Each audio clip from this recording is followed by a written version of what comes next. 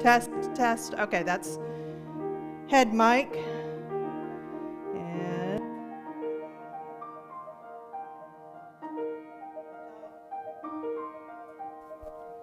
okay, lapel mic. Okay, so I'm going to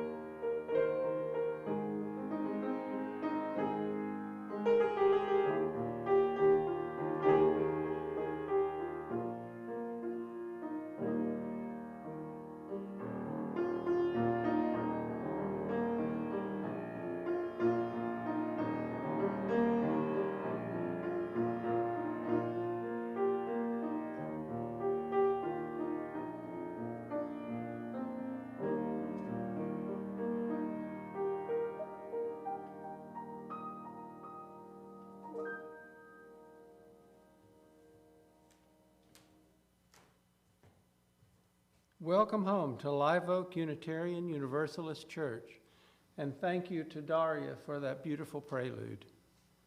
My name is Mark E. Anderson, and I'm so glad you're with us. For our guests, I'd like to invite you to subscribe to the Live Oak Weekly Newsletter. It's the go-to place to know everything that is happening here. There's a link on our homepage.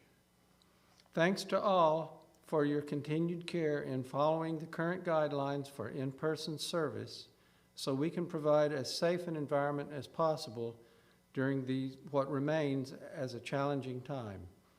Masking is mandatory inside for everyone over age 2.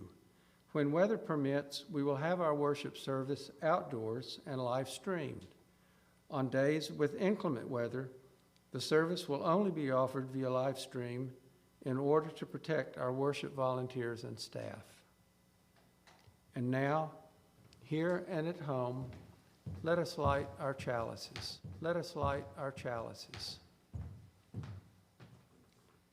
In the bleak and cold winter, we gather ourselves in to light the fire to warm our spirits, to kindle the flame of love and hope.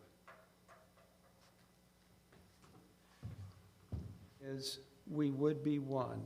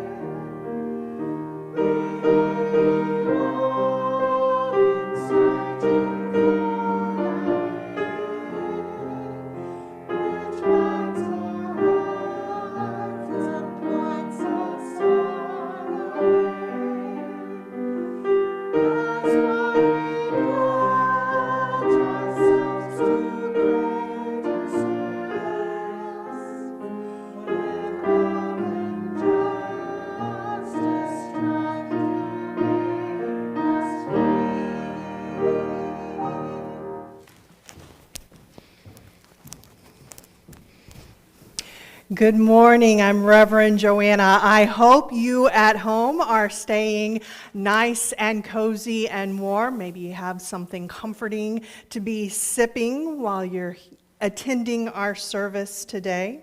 Today is a precious gift. Let us rejoice and be glad in it. Whoever you are, whomever you love, and wherever you are on life's journey, you are welcome here. I'd like to take a moment to give a very special welcome to anyone who may be visiting us this morning. Rather than gathering because we all share a certain belief, we are an intentional community that is gathered around a shared promise to support each other's individual spiritual journeys. And we are also intentional about bringing all ages together. In today's world, that often doesn't happen naturally, but we think that it's important to have an adult friend ask a child, hey, how'd you do on that science test you were worried about? Or to have a 30-year-old and a 70-year-old talk about life after the service or while they're working on a project together.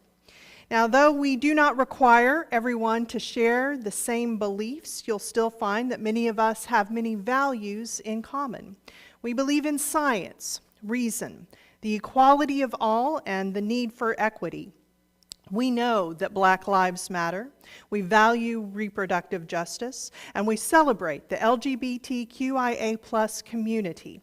We work to make love the doctrine of our lives and to put it in action through service in this church and out in the world. So may we celebrate the promises and the possibilities of this day together.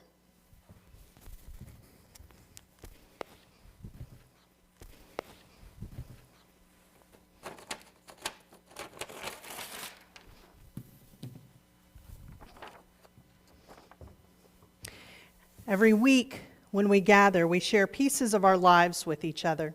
We share our sorrows so that we may offer comfort to one another, and we share our joys so that we may celebrate together. Please share in the chat box online any joys or sorrows that you are carrying today. I have one here. Mary Hinkstebeck shares that Doug Martin's sister Janice died on Tuesday. The funeral will be this Tuesday, and then they'll be driving home on Wednesday.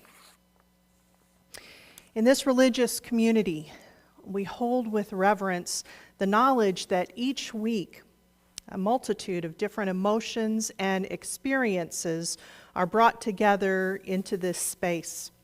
One of us may be celebrating while one is weeping.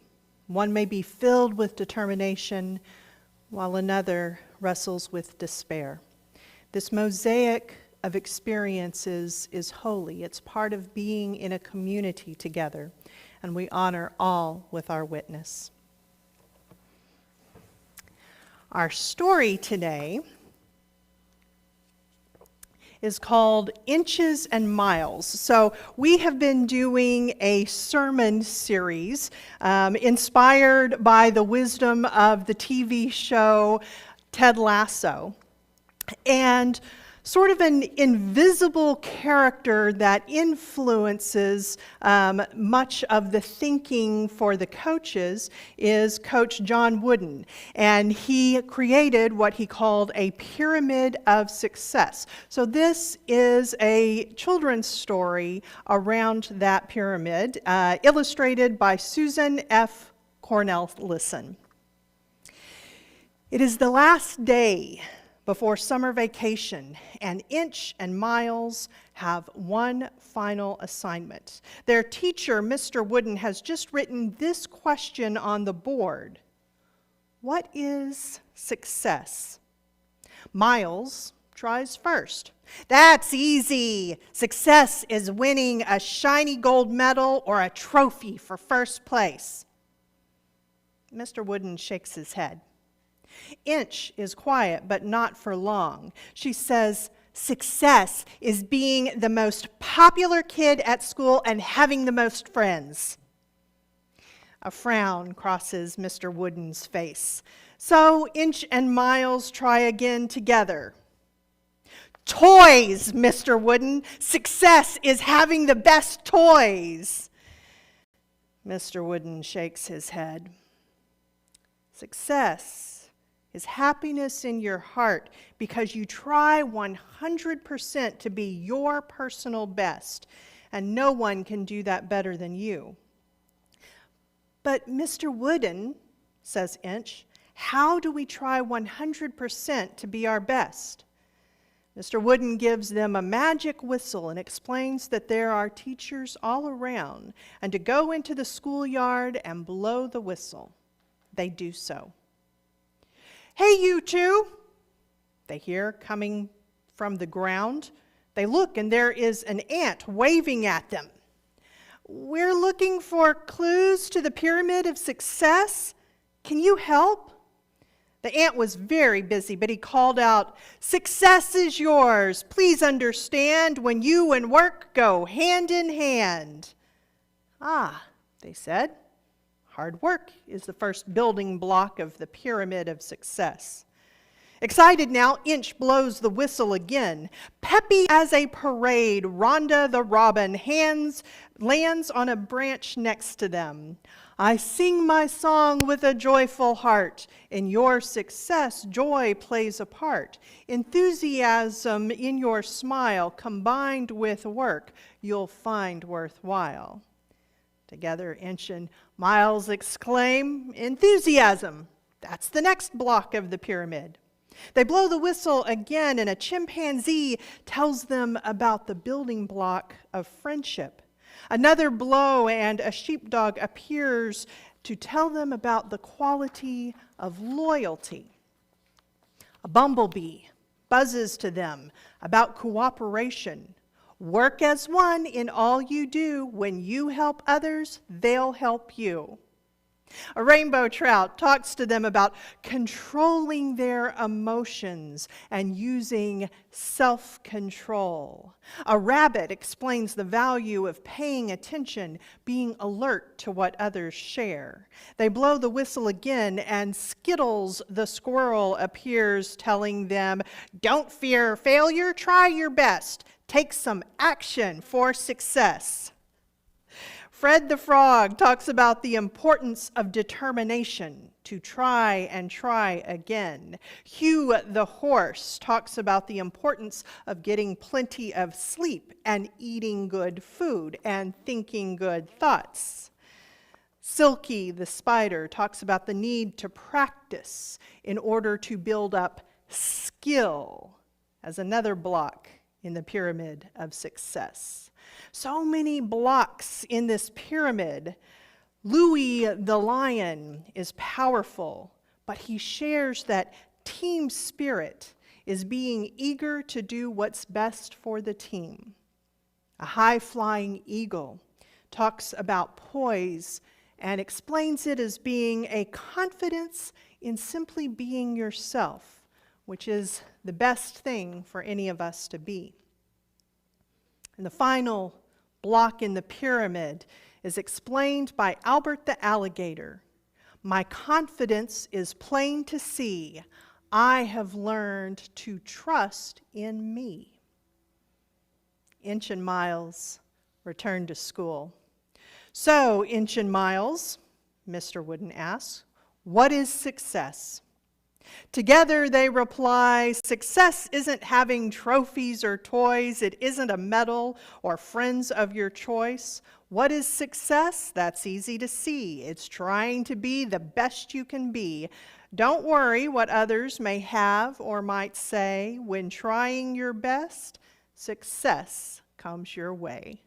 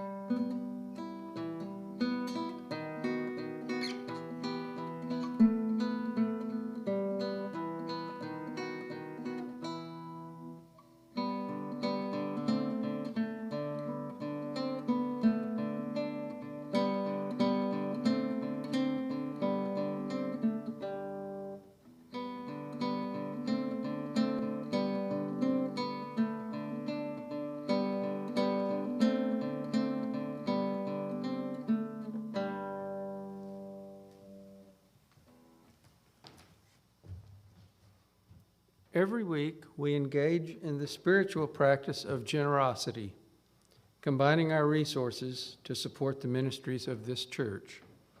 Part of our mission is to empower dreams and this Sunday we will be sharing the offering with Hill Country Community Ministry.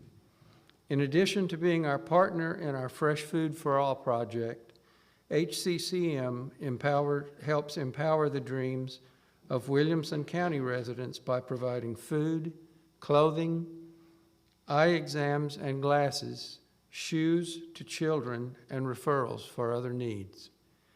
We now invite you to go to liveoakuu.org and click on Donate.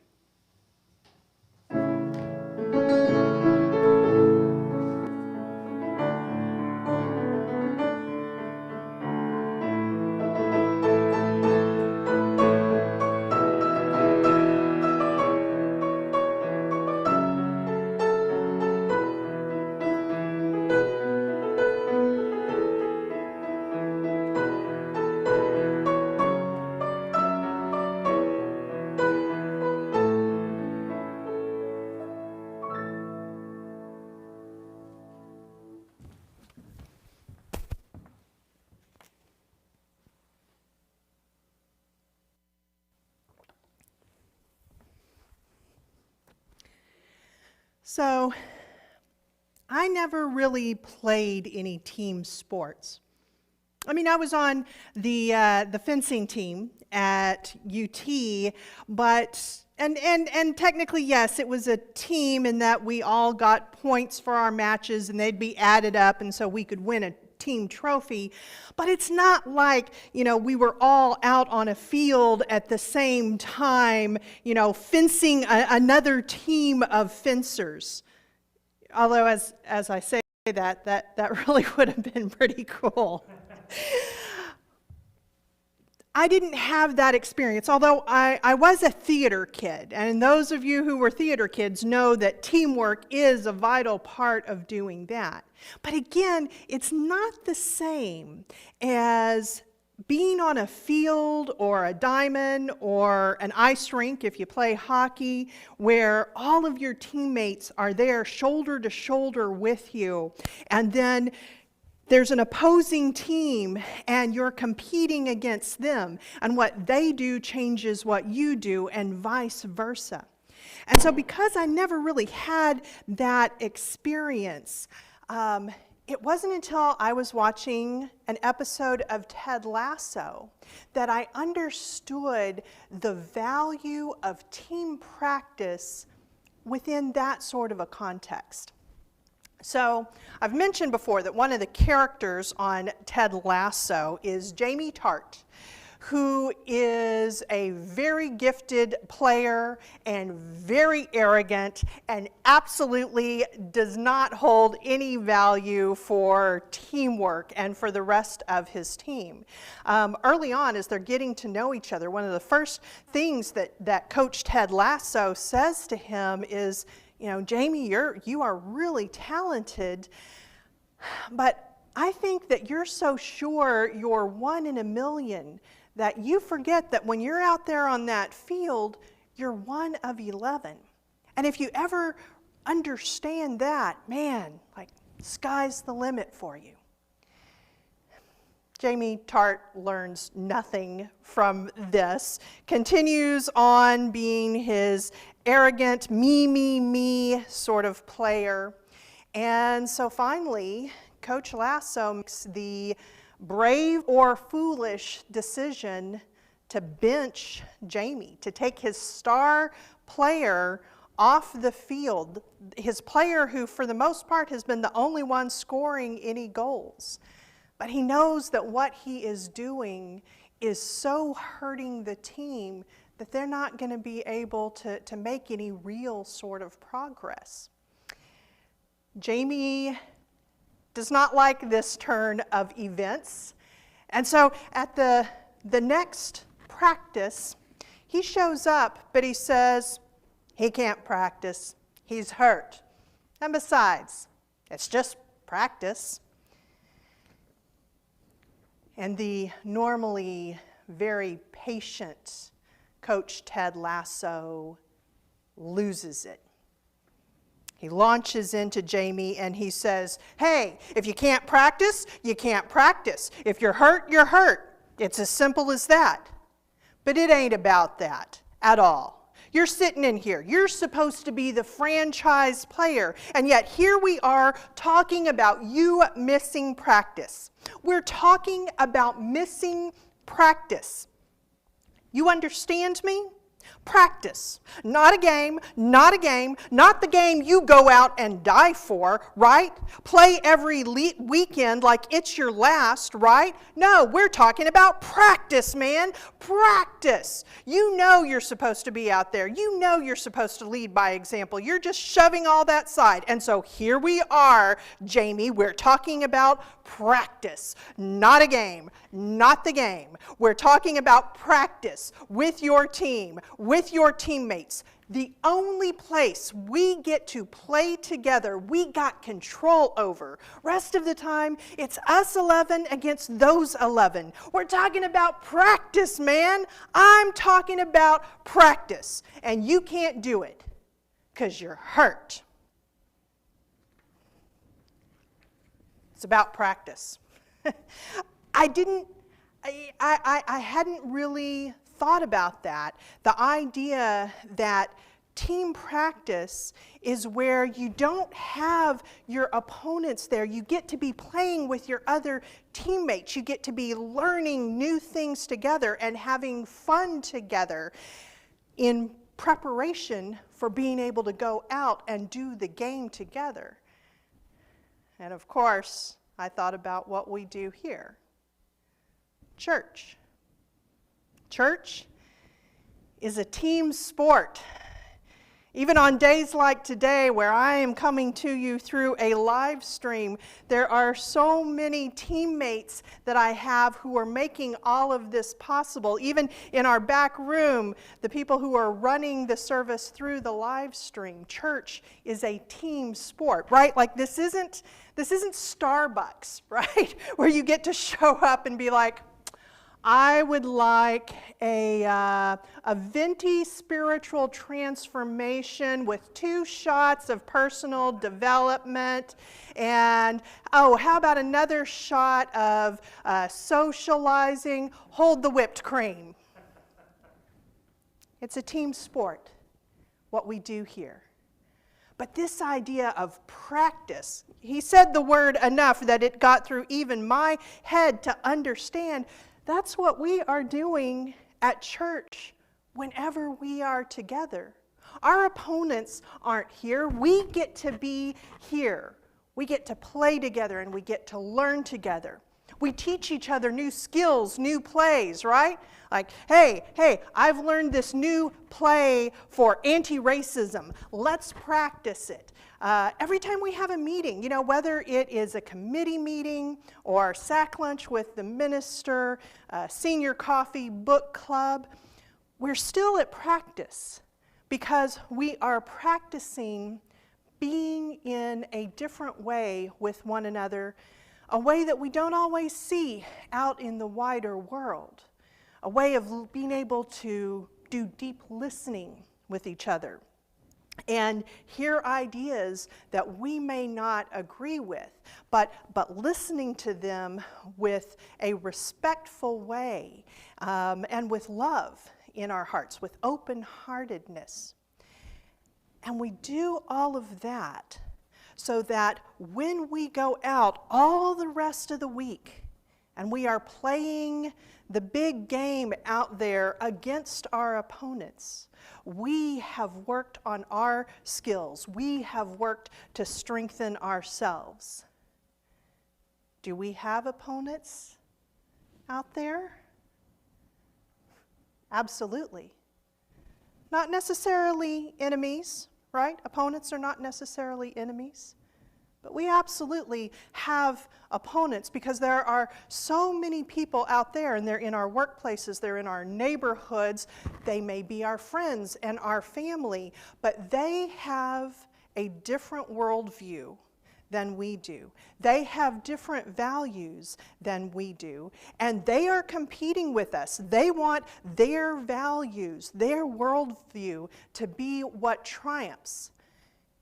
And we're competing against them because we think that we have some values. We believe that we see the world in a more compassionate and justice-oriented way. We have something worth competing with. If we didn't already accept that we have competitors, I think the last 5 years have made it clear, right? And we've even seen it in some very specific ways. I mean, we know that there are people who believe that humans are born greedy and selfish, with a propensity to evil. They believe that, and they want other people to believe that. And to that end, they want to hack us. They want to hack our own anxiety and our feelings and get us to act in such a way as to prove them right. Here's a real specific example of it. Russia, we know this. Russia paid people to go online and impersonate not just conservatives, but also liberals, progressives. They impersonated people on all sides because what they wanted to do was to get all of us to have more anger, more hatred, for our country to be more divided. And in many ways, they have been winning. We have a lot of work to do. The game is calling for us to strengthen ourselves and get out there. That's something that has been a priority for Live Oak, becoming a healthy community, and each of us working to become healthier, more emotionally mature individuals. And we don't always succeed because this is a lifelong thing that we're going to be practicing at, but we have made it a priority. The covenant of this church is the center of this church. And I feel that we have made a lot of progress toward that. But that's not the end goal. It's very important, but it's not the end goal. Doing church well is very important, but it's not the end goal either. On that show, Ted Lasso, one of the first episodes has a reporter, Trent Krim, the Independent, who spends the day with Ted, getting to know him. And Ted tells him right off, he says, it's not about winning or losing. I don't care about that. It's about helping all of the people on this team to become the best people that they can be. It's a noble goal. But should it be the full definition of success? Several episodes later, he gets some pushback on that from his best friend, his second in command, Coach Beard. The two of them are having a strong disagreement about what they should do with another player who isn't performing well. And they sit and they talk down. And Ted says to Coach Beard, "You know better than anyone that all this ain't about winning to me, because that ain't how we measure success, right?" And Coach Beard says, "Darn it, it is. I understood this mission when we were in Kansas, but those were kids, and these are professionals, and winning does matter to them, and it matters to me, and that's okay. How do you not get it? Losing has repercussions. We lose, we get relegated. We get relegated, this is over, and we will have built nothing. And if you want to pick a player's feelings over a coach's duty to make a point, I don't want to drink with someone that selfish." And he stalks off. This question of how do you define success comes up again and again. But in the second season, they bring on a new character Dr. Sharon Fieldstone, psychiatrist for the team, to help the individual members with some things. And so she's meeting with people, she's doing a whole lot of observing, and so Ted asked her to give him her assessment of the organization. She says, "There's a wonderful atmosphere here. All the employees are thoughtful and kind, and they actually listen to one another." Ted says, "Yeah, I've noticed the same thing." Well, hey, let me ask you this now. You think we got ourselves a if it ain't broke, don't fix it situation? Dr. Fieldstone says, "That depends.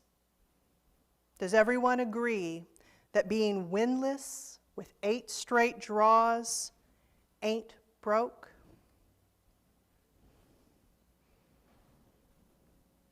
How is Live Oak going to define success? I read an editorial in the New York Times about a week and a half ago by David Brooks. I know, some of us have opinions about David Brooks, but in this editorial titled "America is Falling Apart at the Seams," he basically just goes through a whole bunch of statistics. Since the pandemic began, reckless driving is up, murder, abusive behavior, people attacking nurses in hospitals, hostile behavior in school board meetings. I don't suppose any of us know anything about that. It's all up since the pandemic began. Same with gun purchases and deaths by overdose, rates of depression. Charitable giving is down.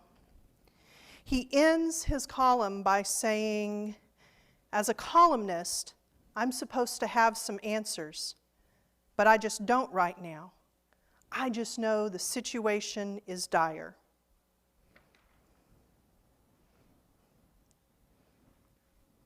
I have some ideas about this, and I bet you do too. I bet everyone has some ideas about this, because it is in our tradition to know that, yes, the only thing that we can control are ourselves, but we also know the truth of that statement that has been ascribed to Margaret Mead, right, about never doubt that a small group of thoughtful, committed citizens can change the world. Indeed, it is the only thing that ever has. We've seen that to be true. And if you look at history, it has often been Unitarians and Universalists and Unitarian Universalists who were part of those small groups that made seismic shifts in the world. How is Live Oak going to define success? What could we do just here in our little corner of the world? And yes, we know that a small group of committed citizens can make a giant effect. But what if we made ourselves a little bit larger small group? What could we do then? What would success look like? How would we know that we had achieved it? I think it has to be something that we can fail at if it's going to be a real goal. This year, we're going to celebrate this October the 30th anniversary of Live Oak. We're going to do it up big because this is a big achievement. You think of everything that this church has gone through over those 30 years, all the things that we have achieved. It is good and it is right for us to honor the past and have gratitude for it, right? For all the people who dug wells so that we could drink today, the people who literally paid for these chairs that we will sit in. That's important. But it is perhaps even more, not perhaps, it is absolutely even more important to think about both the present and the future. How does this church, who we are now, how do we define success? because we are not the same church that we were 30 years ago. We're not the same church that we were 2 years ago. I'm a different person today. Everyone else? Different in some way? Okay, so let's talk about it. Let's have some hard discussions. How are we going to spend our resources, our energy? What are we going to give our hearts to? That's going to lead us to whatever it is that we decide, oh yeah, that's what success looks like. All of this work that we have done to be a healthy and loving congregation, that doesn't mean that we won't have conflict. That doesn't mean that we won't have disappointment. Completely the opposite. That work to be a healthy, loving community means that we can withstand disappointment. We can withstand arguments because those are going to get to the deep conversations and the hard decisions about how we move forward. We are strengthened by all that we have done so that we can do hard things, both within this church and out there in the world. Out there in the world,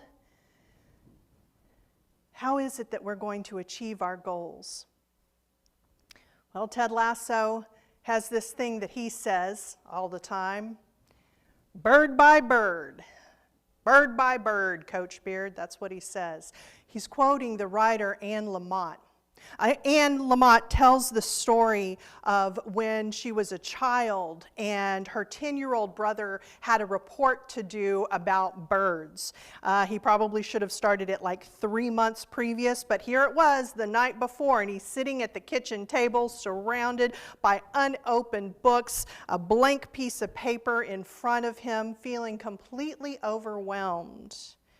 And his dad says, bird by bird, buddy. Just take it bird by bird. We come up with our vision, and then we figure out, okay, what are the steps that we need in order to get there? At the end of season 1, Coach Lasso and the team are about to face an opponent that they have not beat for decades. Everyone, their biggest fans even, consider it to be a lost cause. Remember that Ted is an American and he's over there in England. And he says this to the team. He says, so y'all, I've been hearing this phrase y'all got over here that I ain't too crazy about. It's the hope that kills you. You know that?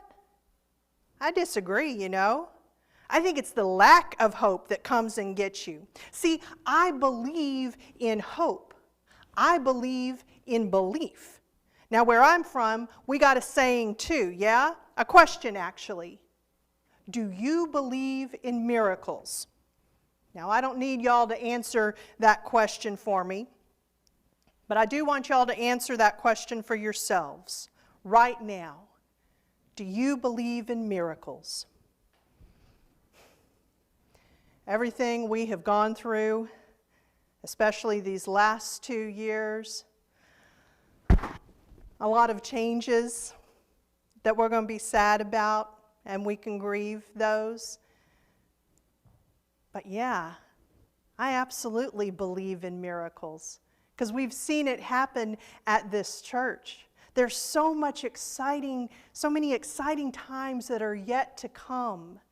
We just need to be able to rely on teamwork and push ourselves to ask difficult questions. I believe in hope.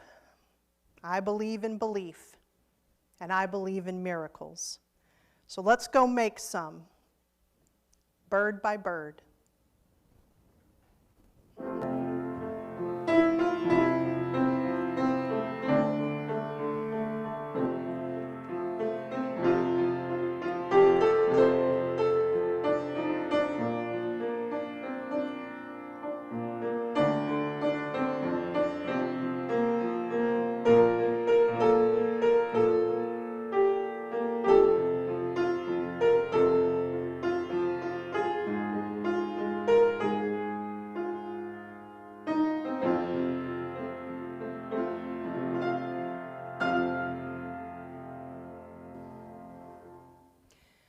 And now, would you join me in a time of meditation and reflection? This week, we lost one of our great spiritual leaders, Thich Nhat Hanh. I know that he has influenced the lives of so many people in this congregation, and though he certainly was not a Unitarian Universalist, and we can't claim him, he has affected and shaped our faith. These are his words from No Death, No Fear. This body is not me. I am not caught in this body. I am life without boundaries. I have never been born and I have never died.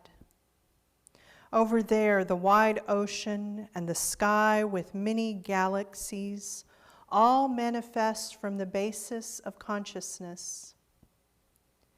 Since beginningless time, I have always been free. Birth and death are only a door through which we go in and out. Birth and death are only a game of hide and seek.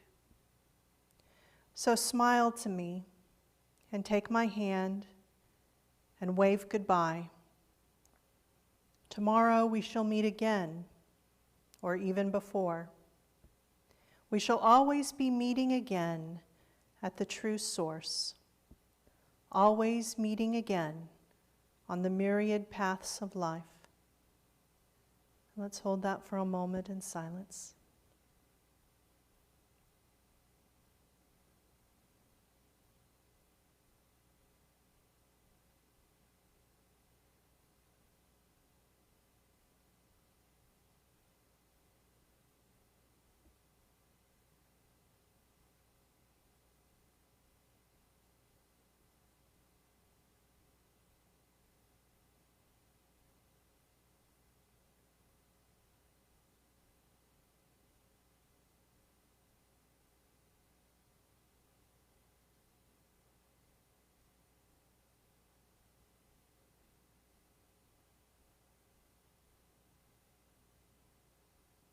So may it be.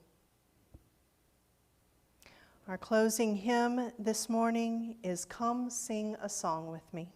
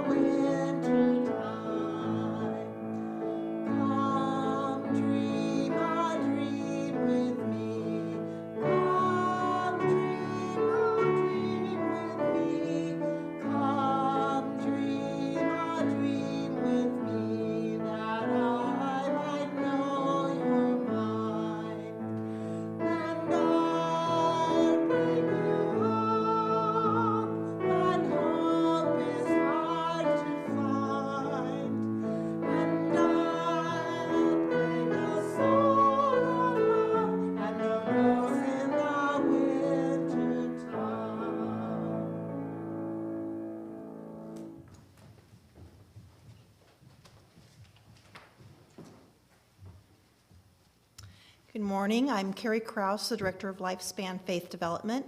Because we are live streaming today, there is no faith development programming. However, I wanted to remind those who are participating in the Parent OWL orientation for 8th and 9th graders that we are meeting today at 1 o'clock in the fellowship hall.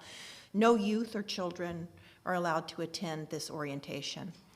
Also, I wanted to give you a heads up if by chance we get to meet next week outside. We are going to have an unbirthday party, so I invite anyone who's willing to bring a dozen or two cupcakes uniced. We won't be eating them here, but we'll be decorating them in groups based on your birthday month.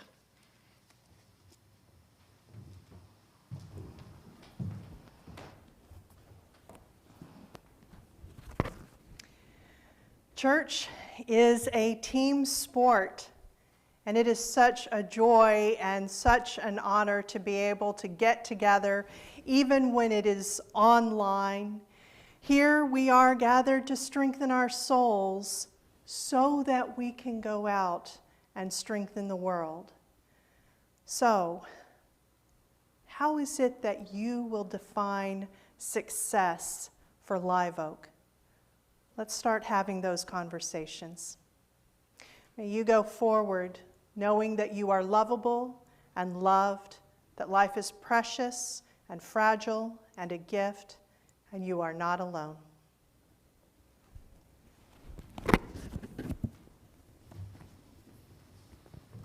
And now we extinguish this flame, but we recommit anew to carrying into our week the flame of justice and love. May we share with others the courage and strength we find here.